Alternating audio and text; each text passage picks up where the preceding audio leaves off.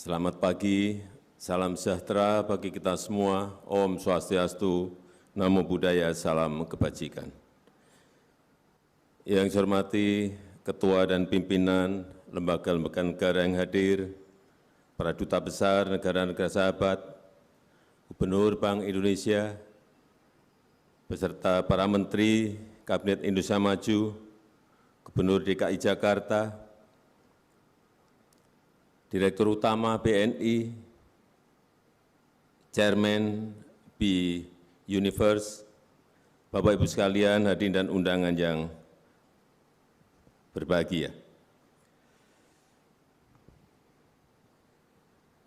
Dunia sekarang ini makin tidak jelas.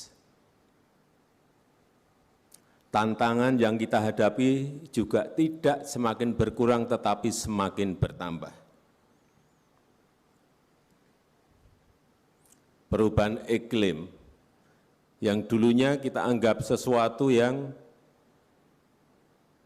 masih absurd, tetapi sekarang sudah nyata. Kekeringan, super El Nino betul-betul kita rasakan dan produksi beras turun hampir di semua negara, 22 negara mengerem, menstop, tidak ekspor berasnya lagi. Inilah kondisi-kondisi yang dulunya tidak pernah kita hitung tetapi muncul. Kemudian juga pelemahan ekonomi global. Yang kita tunggu katanya tahun depan akan naik, tahun depan akan naik. Ternyata juga belum. Kebijakan kenaikan suku bunga yang tinggi dan dalam waktu yang lama oleh Amerika Serikat juga semakin merumitkan, utamanya negara-negara yang berkembang. Capital outflow semuanya lari balik ke Amerika Serikat. Semakin juga merumitkan kita semuanya.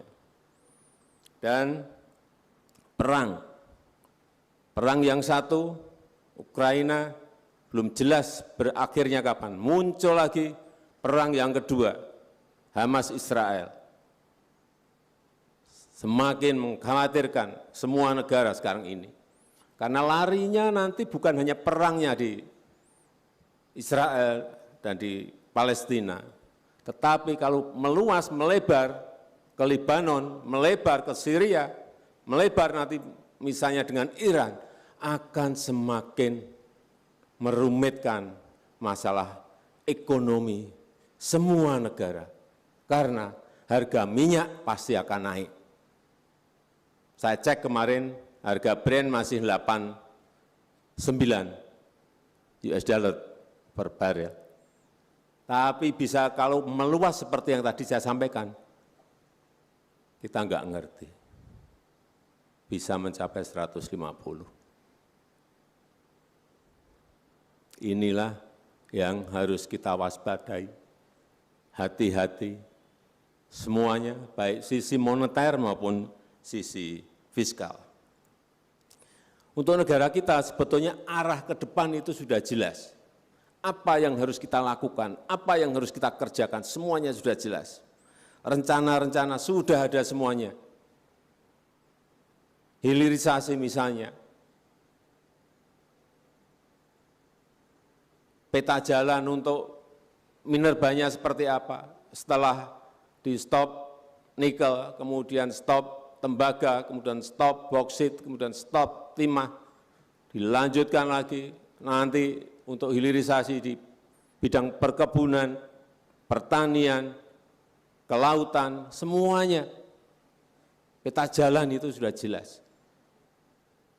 Tinggal kita ini biasanya dari kunci keberlanjutan itu bukan di kebijakan makronya, bukan di rencana-rencana makronya, tetapi yang lebih penting adalah bagaimana mengawal implementasi.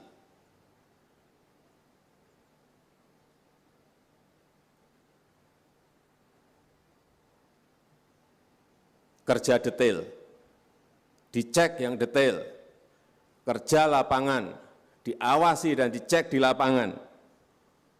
Artinya kerja mikro itu sangat penting sekali. Debottlenecking diselesaikan. Memang kerja sekarang nggak bisa, yang makro saja nggak bisa. Dan punya tim, kita harus punya tim, masing-masing kementerian lembaga punya tim untuk mengawal di lapangan. Ini biasanya yang senang untuk terjunkan di lapangan ini anak-anak muda. Kawal di lapangan, cek lapangan, awasi lapangan. Sehingga sesuai betul dengan kebijakan policy yang sudah kita putuskan. Saya berikan contoh, misalnya pembangunan MRT. Rencananya sudah ada 26 tahun yang lalu waktu saya gubernur saat itu.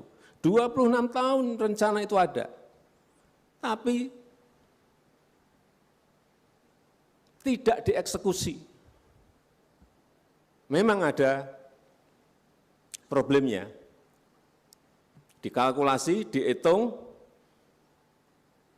selalu rugi. Kesimpulan rugi. Enggak berani musan, hitung lagi kesimpulan rugi. Bapak Ibu sekalian, memutuskan seperti itu adalah keputusan politik. Bukan keputusan ekonomi di perusahaan. Dihitung untung ruginya boleh. Tetapi kalau itu dihitung kemudian selalu rugi terus, apakah kita tidak akan bangun yang namanya MRT? LRT juga sama seperti itu. Hanya bagaimana menutup kerugian itu dari sebelah mana? Dari anggaran apa? Dari income apa, dari penerimaan apa, itu yang harus dicari. Akhirnya ketemu, ditutup dari ERP, ditutup dari electronic road pricing. Ketemu, ya sudah, diputuskan. Saat itu saya putuskan dan itu adalah keputusan politik. Bahwa APBN atau APBD sekarang masih suntik 800 miliar, itu adalah memang kewajiban, karena itu pelayanan, bukan perusahaan untung dan rugi.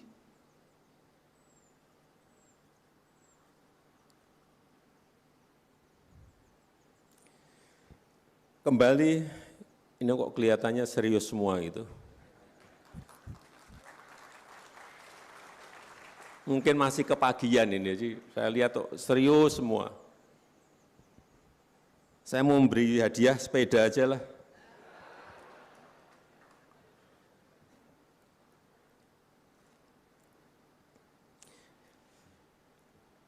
Jadi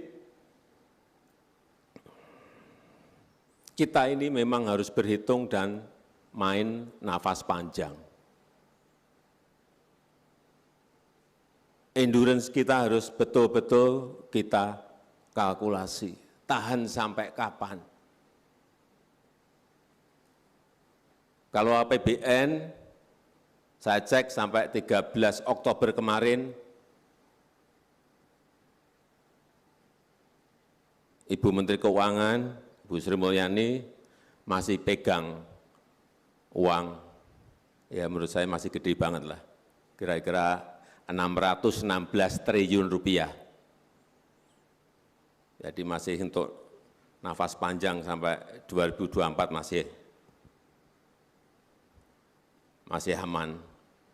Dan kalau pagi ketemu Bu Sri Mulyani masih tersenyum, saya juga di hati saya masih tenang. Tapi kalau sudah enggak ada senyumnya itu mesti kita tanda tanya. Kemudian kalau melihat pelemahan ekonomi global, kita juga masih bersyukur. Growth kita masih di atas 5%.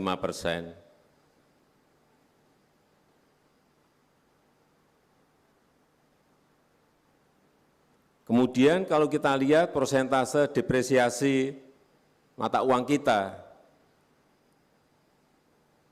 juga masih aman. Aman untuk sektor real, aman untuk sektor keuangan, dan aman juga untuk inflasi. Karena kemarin saya bertemu dengan Pak Gubernur BI dan OJK, saya tanya pertumbuhan kredit di angka berapa? Menurut saya masih tumbuh baik di 8,69. Ini angka yang menurut saya angka yang cukup baik.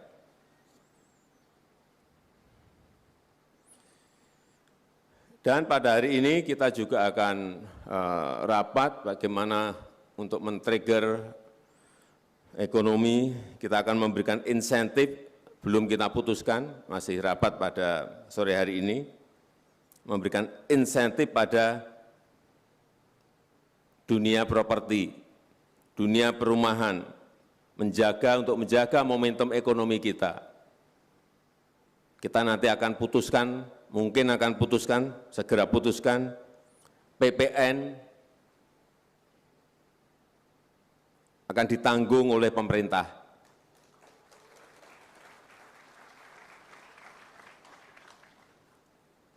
Dan untuk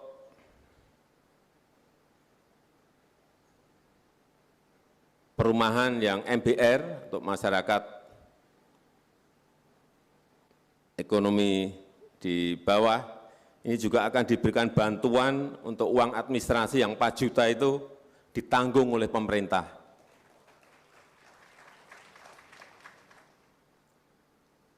Sehingga akan men-trigger ekonomi kita.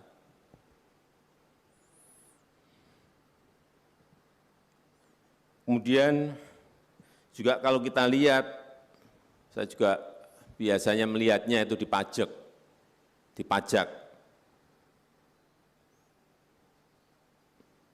Kemarin Bu Menteri Keuangan juga menyampaikan pajak masih tumbuh 5,6% dari baseline tahun lalu. Artinya masih ada pertumbuhan penerimaan negara. Artinya kalau orang bayar pajak, bisnis dia jalan. Ceknya di sini saya biasanya. Asal penerimaan negara masih tumbuh, penerimaan pajak masih tumbuh, ya itulah berarti ekonomi kita masih baik. Tetapi sekali lagi kita semuanya harus melihat kembali tantangan-tantangan yang di depan tadi sudah saya sampaikan. Saya rasa itu yang ingin saya sampaikan, dan terakhir, supaya enggak terlalu serius, saya beri hadiah sepeda. Silahkan maju yang bisa menjawab pertanyaan saya. Jauh di mata, dekat di hati. Jauh di mata, dekat di hati. Jawabannya silahkan tunjuk jari. Ini yang tadi yang paling cepat. Iya, Bu.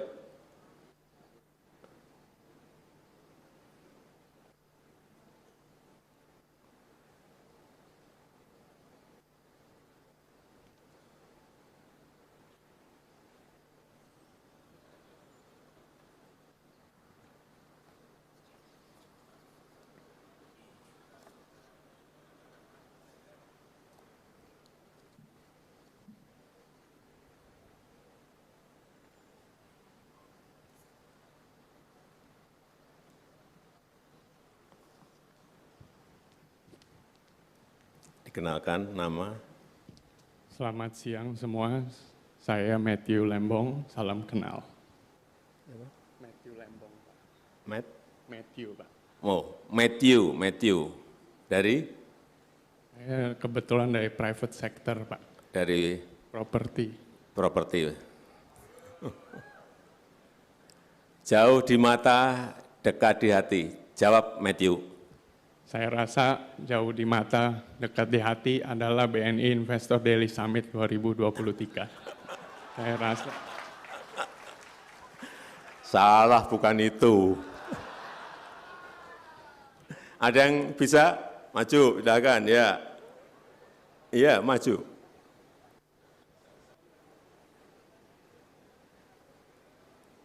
Ya benar menurut Matthew benar. BNI Investor Daily Summit 2023. Tapi menurut saya salah.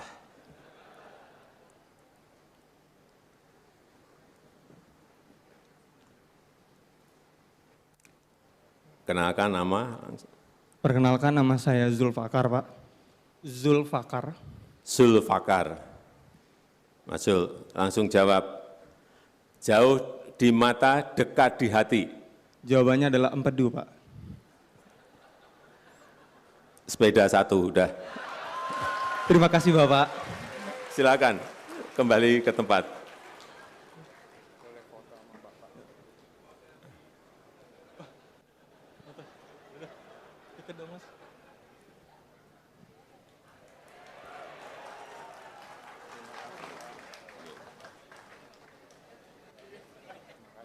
Sama-sama. Ya. Ya. Sepedanya diambil di istana.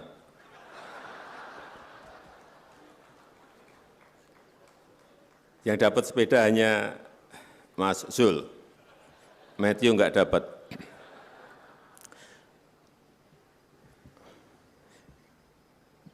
Terakhir, dengan mengucap Bismillahirrahmanirrahim, pada pagi hari ini secara resmi saya buka BNI Investors Daily Summit tahun 2023. Terima kasih. Wassalamualaikum warahmatullahi wabarakatuh. Selanjutnya, pemukulan gong digital sebagai tanda pembukaan BNI Investor Daily Summit 2023. Mohon berkenan mendampingi kepada Gubernur Bank Indonesia, Menteri Keuangan, PJ Gubernur DKI Jakarta, Chairman B-Universe, Chief Executive Officer B-Universe, dan Direktur Utama Bank Negara Indonesia.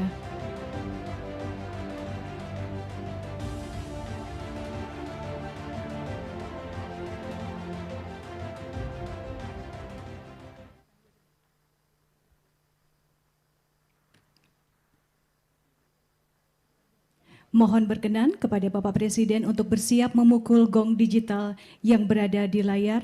Dan mohon izin Bapak, kita akan menghitung mundur bersama-sama. 3, 2, 1.